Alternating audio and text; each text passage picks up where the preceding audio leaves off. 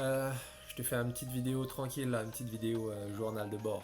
Donc aujourd'hui c'est une petite histoire en fait qui s'est passée aujourd'hui. Aujourd'hui on est le 8 ou le 9, je sais plus, septembre. Les dates moi je retiens pas, honnêtement. Et du coup là en fait j'avais envisagé de changer les pneus de la voiture, sur Sinister. J'étais un petit peu en balance entre Pirelli et Michelin. Pirelli au fait, je m'entends super bien avec les gars de Master Pneus. Et du coup, les gars, ils m'avaient proposé Pirelli P0 Nero GT, qui est super intéressant, à un bon prix. Euh, J'avais dit que j'allais voir, parce que justement, à côté de ça, j'étais un petit peu dans une vibes un peu chauvin, tu vois. Et je me suis dit, c'est, je pense que tu dois connaître, hein, on est tous un peu dans ce délire en ce moment où on cherche. On est là en train de regarder un peu les marques qu'il y a à côté, Nankang, Toyota d'ailleurs, Hankook. Et on va tous sur ces marques-là, tu vois. Alors que réellement en France, on a une bête de marque. On a une très très grosse marque qui s'appelle Michelin. Et qu'on laisse un peu de côté, qu'on délaisse. Ça, c'est un peu chelou, tu vois. Et je me suis dit, bon, Pirelli, c'est pas loin. Hein. Pirelli, c'est l'Italie. Mais en même temps, voilà, ça reste des marques étrangères. Donc ça reste de l'économie étrangère qu'on fait fonctionner. Je me suis dit, pourquoi pas jouer un coup sur le côté chauvin et revenir un petit coup sur la marque française qui est une très très grosse marque dans l'automobile, dans le milieu sportif automobile, qui a fait ses preuves et qui reste toujours présent et qui est vraiment qui est magnifique, Michelin. Et puis en me penchant un peu sur Michelin, je me suis dit bon, est-ce que je vais vers le Cup 2, est-ce que je vais vers le Pilote Sport 4 ou le 3. Et puis bon, à la base réellement j'étais parti pour le Cup 2. Euh, mais après réflexion bête d'ailleurs, un soir j'ai fait une sortie avec mon cousin et un de ses potes et il avait des Hankook. Et moi je lui dis qu'il n'a pas besoin de pneus semi-slick parce qu'il va rouler tous les jours avec et que réellement ça va s'user beaucoup plus vite que des pneus touristes. Ça va s'user beaucoup plus vite. Et du coup je me fais la réflexion moi-même que comme un couillon, je vais avoir la même utilisation. C'est-à-dire que je ne vais pas forcément prendre des départs arrêtés tous les jours, je ne vais pas faire des essais matin, midi, soir, je ne fais pas de circuit, je ne fais pas de piste. Donc du coup, ça va me servir à rien d'aller prendre des Cup 2 qui sont faits, travaillés, étudiés technologiquement pour le circuit, pour la piste, pour l'optimisation du rendement sur la piste. Je retasse la moustache. Et du coup, je me suis dit, bah écoute, pourquoi pas partir sur vraiment un pneu touriste qui va durer dans le temps, qui va me permettre d'avoir une économie de gasoil, qui va me permettre d'avoir un confort de route, qui va me permettre d'avoir vraiment une sécurité routière et un maintien au sol, une bonne grippe, qui va me permettre de m'amuser si je veux m'amuser, dans les courbes ou sur la ligne droite, peu importe. Et là-dessus, je me suis penché voilà, sur le PS4, Pilote Sport 4, très intéressant. Et à côté de ça, je m'étais penché sur le Pirelli aussi. Et le Pirelli, lui, propose justement le P0 Nero GT. C'est deux équivalents. C'est vraiment dans cette catégorie-là les deux qui se valent réellement en tout et en tout point. Euh, donc du coup, voilà, mon côté chauvin m'entraîne vers le Michelin PS4. Et du coup, je contacte les boîtes qui distribuent ça à La Réunion. Et voilà, et aujourd'hui, ça s'est très très mal passé. Il y a eu des embrouilles, honnêtement. Je me suis embrouillé avec la boîte, enfin avec les gars qui bossent à la boîte du port.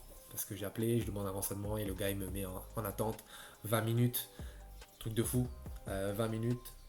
Ce sur quoi je prends sur moi, hein, j'attends et tout tranquille. Après je raccroche, je rappelle, le gars il décroche tout de suite. Et elle me dit non, c'est pas moi que t'as eu, c'est un autre. Alors le gars il a un gros accent, donc reconnaissable entre mille. Il me dit non, non, c'est pas moi, c'est un autre, machin. Moi, je viens juste d'ouvrir. Je lui dis frérot, essaye pas, gars. Si tu veux pas bosser, bosse pas. Mais fais pas ça avec les gens, tu vois. Ça, c'est mal élevé. C'est un manque d'éducation totale.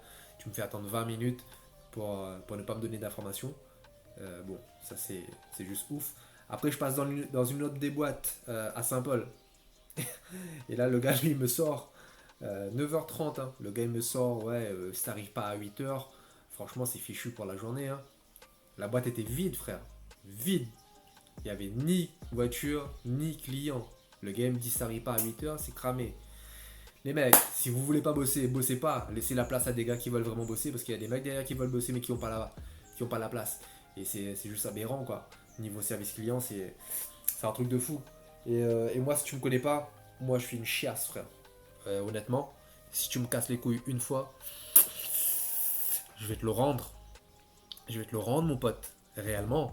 Donc, du coup, ce que je fais derrière, tout de suite, immédiatement, je prends mon temps et j'envoie un mail à, bah, à la direction de la boîte.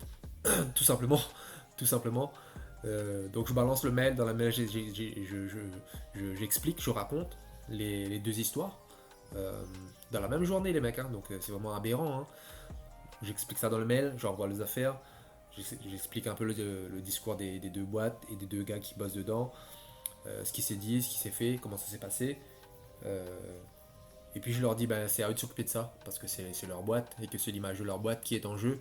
Parce que réellement, quand t'as des gars comme ça qui bossent dans la boîte, qui donnent une putain d'image complètement dégueulasse, qui fait fuir le client, bon, c'est ouf quoi. Et là, on parle de pneus qui vaut entre 700 et 1000 euros.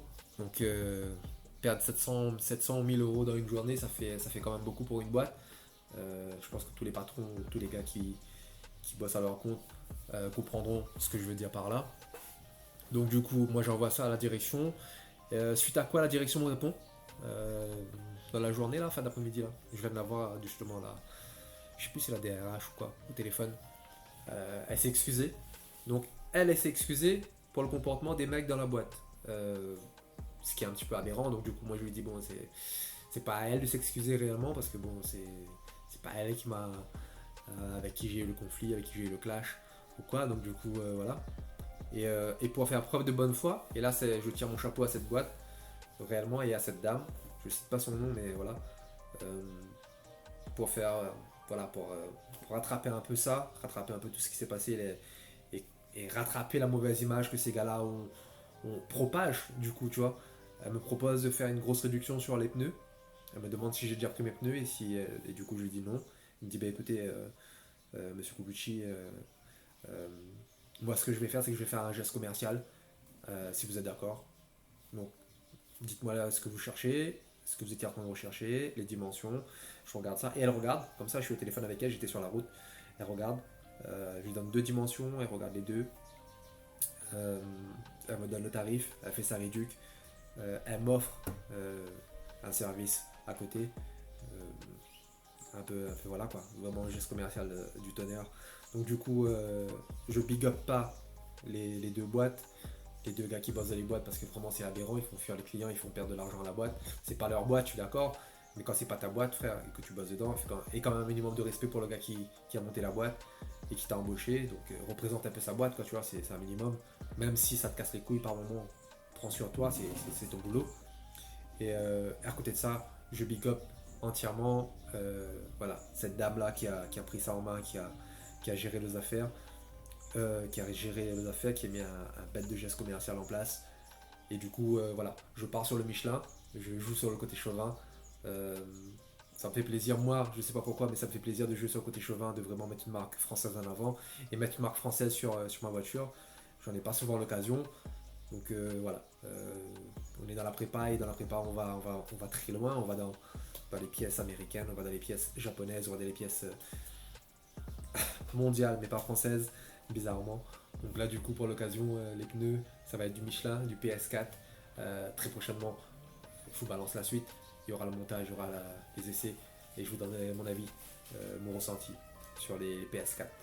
Allez, tchuss.